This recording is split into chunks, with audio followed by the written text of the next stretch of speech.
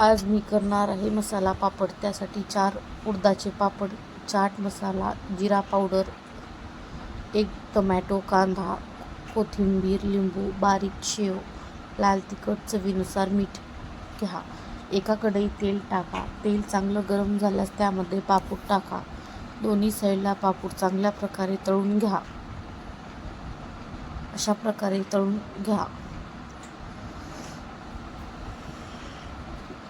त्यानंतर त्यावर लाल तिखट टाका, चवीनुसार मीठ,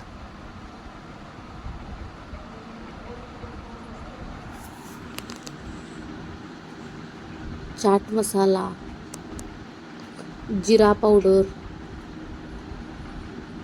बारीक कट केलेला कांदा सर्व अशा प्रकारे टाका सर्वकडं.